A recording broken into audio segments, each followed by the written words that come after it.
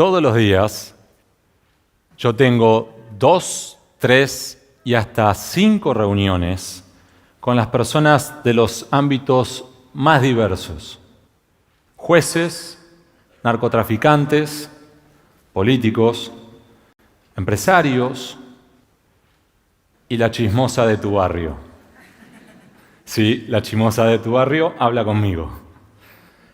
Ese es mi trabajo, porque yo busco información, pero una información muy específica, que es sobre los delincuentes de cuello blanco, los expertos en la corrupción, el lavado, el narcotráfico, el fraude corporativo, los llamados delincuentes de cuello blanco que se visten así. No se visten como en las series de televisión. Todos los días, por esto, me tengo que reunir además y hablo con mis editores, porque tenemos que cruzar información y tratar de separar lo que son datos de versiones. Y esto es bastante más difícil de lo que parece, porque les garantizo que la realidad en este país supera la ficción. Solo en esta vida paralela es que, por ejemplo, es posible que uno de los más grandes operadores judiciales de los últimos 25 años reciba a sus invitados, sea para hablar de un gobierno o de otro, en el quincho de su casa, rodeado de 2 pósters, una caja de vidrio y un persuasor.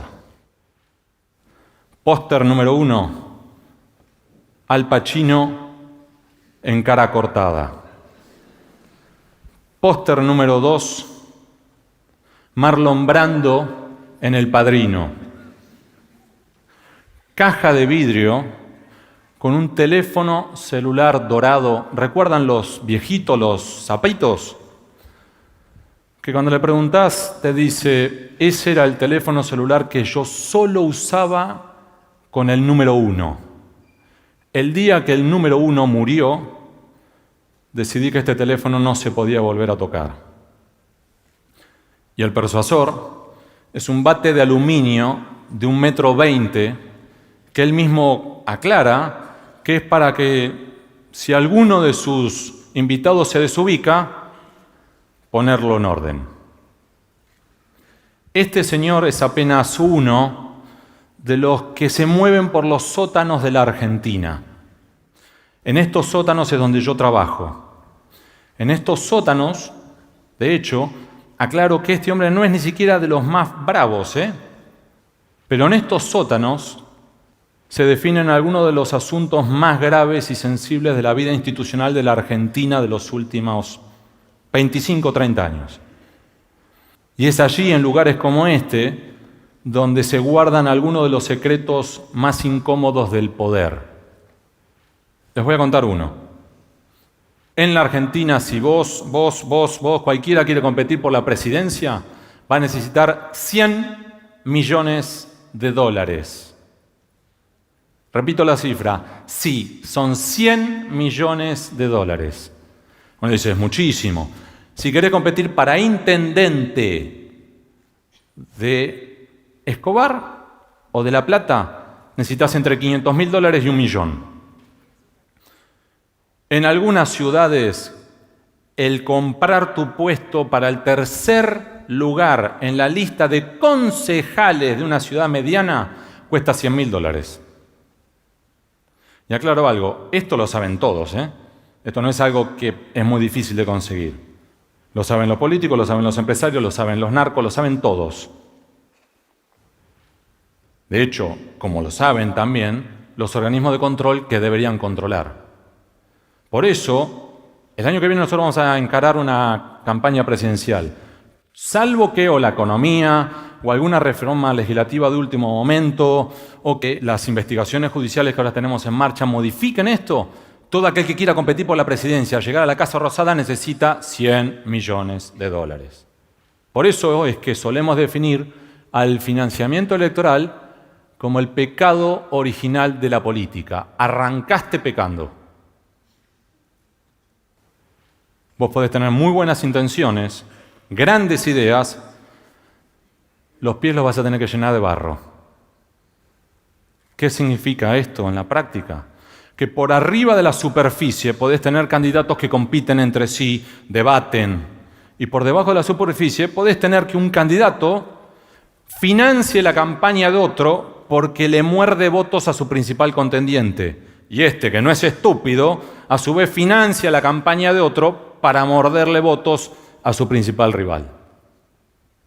Del mismo modo que otra verdad incómoda del poder es que como se necesitan fortunas y fortunas que a su vez si cumplís con la legislación vigente no podés recaudar esos 100 millones de dólares, tenés que pedir que la inmensa mayoría del dinero, se calcula que el 90%, sea en negro. ¿Esto qué lleva a su vez? Que necesitas cash y necesitas valijeros. Del otro lado, ¿quiénes son los que ponen el dinero? Primero, empresarios. Algunos de los grandes empresarios que ahora estamos viendo desfilar por tribunales. Y muchos de ellos, aclaro, como no pueden sacar fondos de sus balances, lo que hacen es ofrecer pago en especie. ¿Qué significa esto? Vos venís y pedís $500.000. No te puedo dar, tengo una fábrica de empanadas. Te ofrezco, yo te doy las empanadas para todos los actos de campaña en todos los lugares donde yo tengo una sucursal. El que tiene o fabrica autos, te entrega autos. El que fabrica o distribuye celulares, te entrega los teléfonos celulares para tu campaña. Esto es una realidad de los sótanos. Ustedes me pueden estar diciendo, bueno, ¿y en qué se gastan estos, por ejemplo, 100 millones de dólares? Y por otro lado, ¿estos son los únicos? No, porque tenés empresarios que apuestan por los candidatos como si fueran caballos de carrera. Apuesto por el primero, pero al mismo tiempo por el segundo, y por la duda que salte la banca, también por el tercero. Y no solamente los empresarios. La policía, por ejemplo, muchas veces prepara bolsos de la recaudación ilegal y los entrega. ¿Para qué? Para generar un compromiso de ida y vuelta. Ahora yo sé que vos sabés, y es mutuo. Y los narcos, cada elección están llegando más lejos y más alto.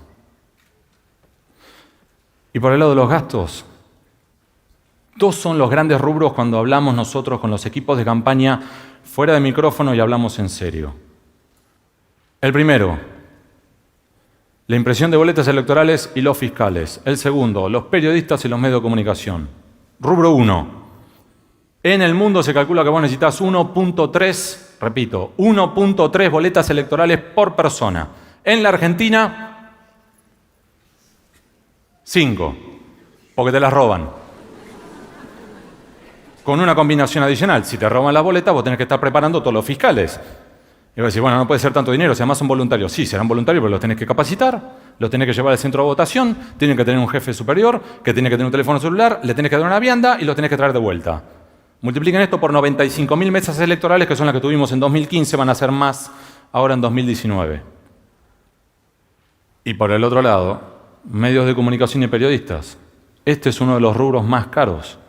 ¿A ustedes no les sorprende cuán difícil es a veces hablar con un candidato y no lo consigue nadie, y cuando finalmente ese candidato acepta hablar en una entrevista periodística, la pregunta más difícil que le hacen es, ¿hace calor en Jujuy?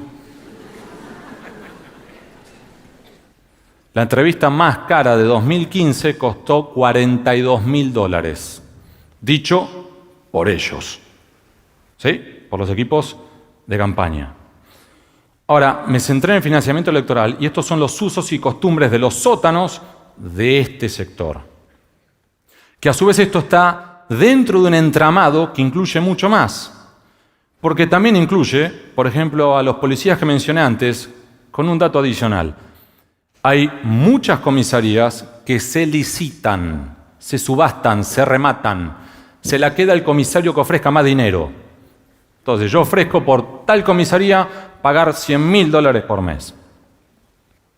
Entonces, si aceptan mi oferta, yo a su vez después tengo que salir a recaudar dinero a como dé lugar. ¿De dónde? ¿Cómo? Estos son los policías. Y aclaro, en cada uno de los rubros hay muchísimas y muy honrosas salvedades. Y no hay que generalizar. Lo que estoy contando es cómo es un entramado. Del mismo modo, hay muchos periodistas que no informan, cobran por su silencio. Hay fiscales que no investigan, cajonean expedientes. Hay jueces que se encargan de prescribir los expedientes. Empresarios que no compiten, se cartelizan. Sindicalistas, algunos que defienden a los trabajadores y muchos otros que entienden clarísimo la premisa básica que no hay mejor huelga que aquella que no se hace, pero te permite negociar. Por eso, si tenemos un entramado de este tipo, que es donde nosotros, este es nuestro trabajo, y hablo de mí y de muchos otros colegas, si este es el entramado que tenemos, es un error quedarse solamente en los personajes propios de película de clase B. Hombres que revolean bolsos de dinero en un convento o que andan manejando Ferraris. Porque estos hombres son en realidad muchas veces solo la punta de un iceberg, que es mucho más profundo y que incluye a lo que nosotros denominamos el poder permanente. Y les voy a dar una anécdota sobre esto. Una vez hablando con un veterano ex secretario de Finanzas, él me contaba que en su primera semana en el Ministerio de Economía él no sabía ni manejar la botonera del teléfono. Entonces, recibe a los banqueros, se tuvo que levantar, le pedí a la secretaria, por favor, convoque al mozo. Viene el mozo y el mozo le dice, ¿qué se va a servir? Le dice, un té con limón. Se dio vuelta, miró a los banqueros y le dice, lo de siempre, ¿no? ¿Quién está de paso? ¿Quién es permanente? Ahora, ¿esto es algo propio solo de la Argentina? No. Y de hecho allí tenemos los casos de Perú, de Italia, de Brasil en las últimas décadas, que además nos muestran que tuvieron problemas de corrupción sistema o megacorrupción o corrupción estructural, son como se las suele denominar, y también tuvieron después los problemas posteriores. ¿Cuáles? Que por ejemplo en Italia tenían la Tangentopoli, que se investigó con el Mani Pulite, y terminaron con un premier italiano correteando menores de edad por una finca romana. O terminamos ahora en Brasil, después del Lava Jato, con un presidente electo extrema derecha, defensor de la dictadura, xenófobo y racista. Y este es uno de los riesgos que tenemos nosotros aquí en la Argentina. Salir de un problema para terminar en un problemón. Este es un riesgo. El otro es caer en el gatopardismo. ¿Qué significa esto? Simular cambios que no ocurren. Y esto es una dicotomía entre lo que es la Argentina real y la Argentina teórica. En la Argentina teórica tenemos una oficina anticorrupción. En la Argentina real, ahora cambió, pero en la Argentina real, la oficina anticorrupción tiene 2 sedes. Una de las 2 sedes no tenía internet. Se colgaba del wifi del bar de la esquina. El día del gastronómico, cerraba el bar, no tenían wifi, no había internet. Todos ustedes con los teléfonos celulares tienen más capacidad de búsqueda que toda esa oficina, toda esa área de la oficina anticorrupción. Ejemplo 1. Ejemplo 2. La justicia electoral, los encargados de controlar todos los verdaderos gastos e ingresos de todo candidato electoral, tiene el llamado Cuerpo Nacional de Auditores. Son los encargados de controlar todos los ingresos, todos los gastos de todos los candidatos, de todos los partidos en todos los ciclos electorales, de cada 2 años. ¿Saben cuántos son? Y aclaro, son muy buenos. ¿Saben cuántos son? 7. Tuvieron que, por expediente administrativo, pedir una fotocopiadora. Una sola vez, les voy a contar una intimidad, papá me vino a ver una charla. Terminó y me dijo, mijito, lo tuyo es brillante, pero depresivo. Trata de subirlo un poco porque para agarrarse el dedo con la puerta. Además la presión de papá es esta. Por lo tanto, respetando la promesa que le hice a mi padre, les cuento. ¿Es posible corregir esto? Sí. ¿Es difícil? Mucho. Y en realidad abrevo de lo que ya han aprendido otros, como el gran investigador de la investigación italiana, el Mani Pulite, Antonio Di Pietro, que para hacer una idea del coraje que tuvo, se tuvo que ir a vivir a otro país. Marco Canale era su nombre falso mientras que lo buscaban para matarlo. Él y otros como él cuentan que el momento clave, el punto de inflexión, es cuando los ciudadanos se involucran y empiezan a ejercer presión, meten presión. Él lo que cuenta es, solo puede cambiar cuando los italianos dijeron basta. Y esto es posible. Si nosotros lo hacemos y metemos presión, podemos lograr la reforma electoral que imponga la boleta única, terminamos con el robo de boletas, o sacar a la Oficina Anticorrupción de la órbita del Poder Ejecutivo, y muchos otros ejemplos, muchísimos. De hecho, nosotros lo hemos tenido en la Argentina, infinidad de veces. La marcha del silencio en Catamarca para exigir que se resolviera el homicidio de la chiquita Morales. O el 2x1, cuando hubo un fallo de la Corte y se movilizó la ciudadanía. O la 125. Elijan ustedes el debate por la legalización del aborto, que los legisladores no iban a los debates. Y de repente vieron que la ciudadanía sí estaba involucrada en algo que ellos no. Y a favor o en contra, pero tuvieron que ponerse los pantalones. Entonces, sí es posible, pero depende de nosotros.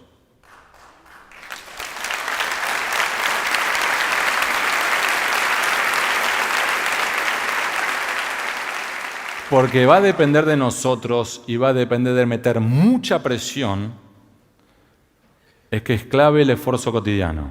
Y hasta que eso no ocurra, yo y otros como yo nos moveremos por el sótano hablando con los Tony Montana y los Vito Corleone y esquivando los bates de aluminio.